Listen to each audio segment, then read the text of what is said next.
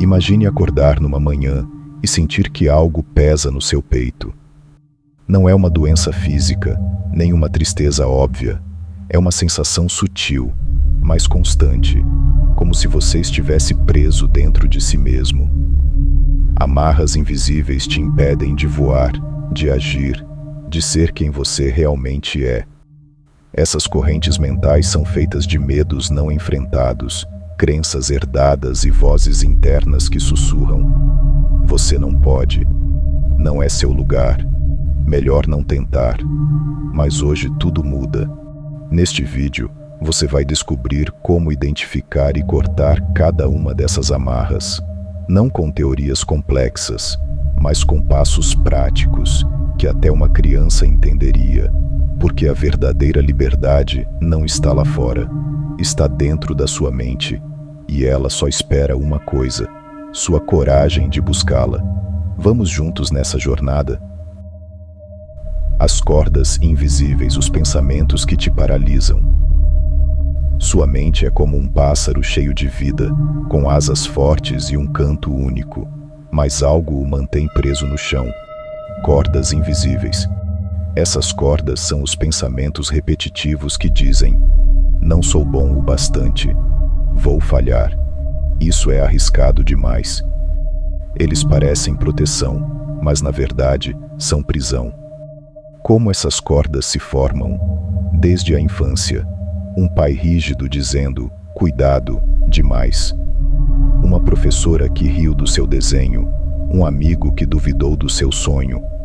Cada experiência dessas vira um fio que, ao longo dos anos, se trança numa rede que limita seus movimentos. A neurociência explica: nosso cérebro tem um viés de negatividade. Ele armazena mais facilmente as lembranças dolorosas, como um alarme contra perigos. Mas você tem uma tesoura na mão: a consciência. Quando você percebe um pensamento limitante, faça estas 3 perguntas. Isso é verdade ou apenas um medo antigo? Quem me disse isso pela primeira vez? O que aconteceria se eu ignorasse essa voz? Hoje, anote um pensamento que te paralisa. Escreva ao lado uma versão oposta, positiva. Por exemplo: não consigo falar em público. Minha voz merece ser ouvida.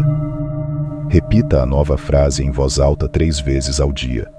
Em uma semana, você sentirá a primeira corda se romper. A liberdade começa quando você entende: seus pensamentos não são você, são apenas visitantes, e você decide quem fica e quem vai embora. O peso dos "e se". Quando o medo rouba seu presente. E se eu fracassar? E se rirem de mim?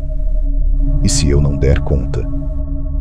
Esses "e se" são como pedras que você coloca numa mochila invisível. Quanto mais perguntas sem resposta, mais pesada fica a caminhada.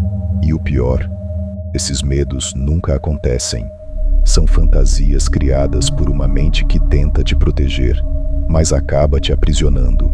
O mecanismo é simples: seu cérebro evoluiu para prever perigos. Na caverna, isso evitava ataques de tigres. Hoje, ele usa a mesma ferramenta contra reuniões, relacionamentos ou mudanças. Resultado: ansiedade crônica. Um estado de alerta constante que consome sua energia vital. A solução não é eliminar o medo, mas domesticá-lo. Como? Troque "e se" por "e agora?". Quando o medo surgir, pergunte: o que posso fazer agora para me preparar? Limite o tempo da preocupação. Reserve 5 minutos por dia para se preocupar. Fora desse tempo, diga: isso fica para a sessão das 17 horas. Abrace o pior cenário. Pergunte-se: se o que eu temo acontecer, como eu reagiria? Você descobrirá que é mais resiliente do que imagina. Uma jovem tinha pavor de dirigir. Seus "e se" eram: e se bato o carro? E se me perco? Um dia, ela decidiu enfrentar o medo com um passo mínimo. Sentou no carro desligado por 10 minutos. No dia seguinte, ligou o motor. Uma semana depois, deu uma volta no quarteirão. Hoje, dirige 200 quilômetros para visitar a família. O segredo? Agir no micro. Lembre-se, o medo é um guarda-costas exagerado. Ouça seu aviso, mas não deixe ele ditar sua rota. A prisão da comparação. Quando você abre as redes sociais, vê sorrisos perfeitos, viagens paradisíacas, conquistas reluzentes, e aí surge a pergunta: por que minha vida não é assim? Essa é a prisão da comparação. Uma cela que você mesmo entra, tijolo por tijolo, toda vez que mede seu valor pelo espelho alheio. A verdade que ninguém conta. Você só vê o palco dos outros, nunca o bastidor. Aquela foto de praia veio depois de um ano de burnout. Aquele carro novo, financiado em 60 parcelas. A ciência comprova. Comparar-se constantemente eleva os níveis de cortisol, hormônio do estresse, e reduz a autoestima. Como quebrar as grades? Crie dias de desintoxicação. Uma vez por semana, fique offline. Use esse tempo para se reconectar com seus próprios desejos. Transforme inveja em inspiração. Ao ver alguém que admira, pergunte: o que isso me diz sobre o que eu realmente quero? Celebre seu caminho. Faça uma lista mensal de microconquistas. Leu um livro? Superou uma conversa difícil? Anote. Escreva uma carta para você mesmo de 10 anos atrás. Diga o que aprendeu, o que superou e o que sente. O labirinto do passado. Curando feridas que paralisam o hoje. Mágoas antigas. Falhas não superadas. Palavras que doíram.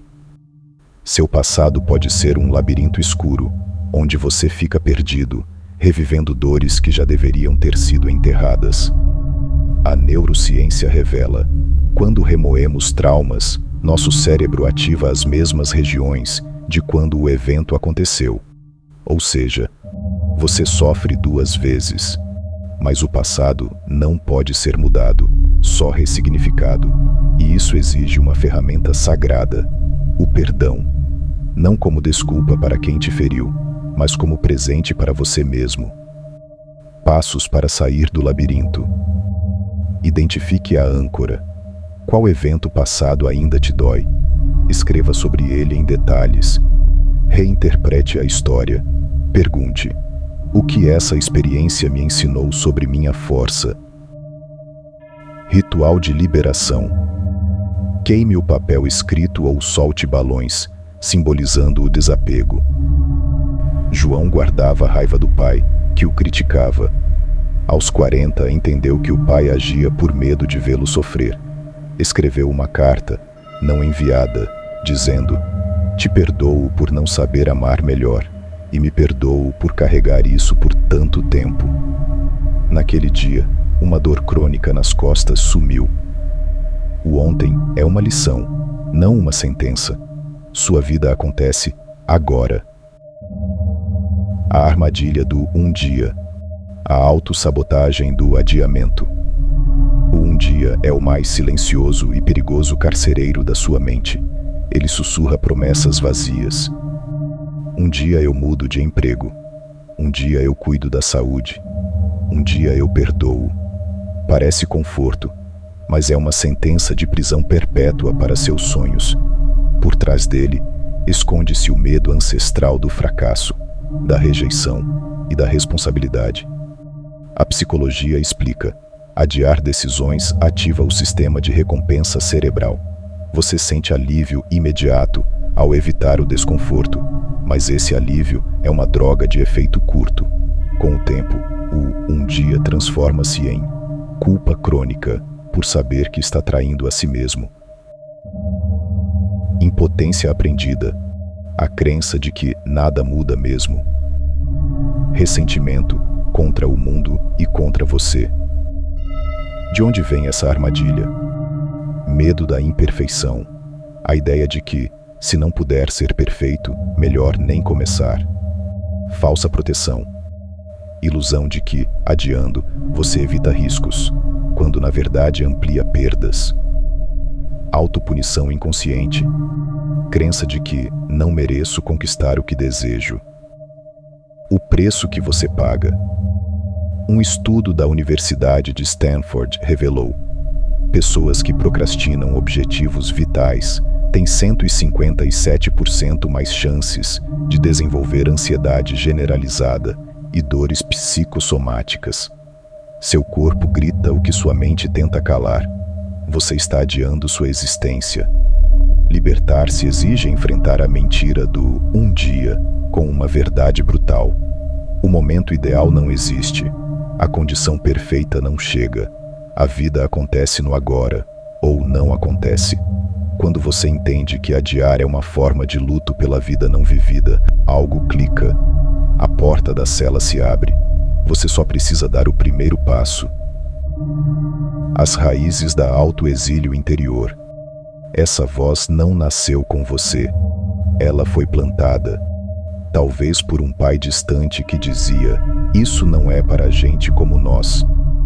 Por uma sociedade que repete: sucesso é para os escolhidos. Ou por comparações que ecoam: você nunca será como ele. O resultado? Uma crença profunda. Não mereço felicidade, sucesso, amor pleno. A neurociência mostra: o não mereço ativa os mesmos circuitos cerebrais da dor física. Não é frescura, é uma ferida real, e suas origens são claras. Herança familiar. Crenças limitantes passadas por gerações. Nossa família sempre lutou demais. Traumas de rejeição, experiências de abandono ou humilhação que viraram verdades absolutas. Síndrome do impostor. Vitórias minimizadas. Tive sorte, como se seu mérito fosse um acidente. O mecanismo da autossabotagem. Quando algo bom se aproxima, sua mente ativa o modo autodestruição. Você cria conflitos em relacionamentos, boicota oportunidades, esquece prazos, chega atrasado. Atrai pessoas que confirmam sua crença. Veja, ele me traiu. Reescrevendo seu código interno. A cura começa quando você questiona: quem realmente disse que eu não mereço? Na maioria das vezes, é uma voz emprestada. O que eu ganho mantendo essa crença? Proteção? Evitar decepções? Se eu merecesse o melhor, como agiria hoje? Lembre-se, merecimento não se conquista, se reconhece. A liberdade mental não é um destino, é um caminho pavimentado com escolhas conscientes todos os dias, e o amanhecer é seu aliado estratégico.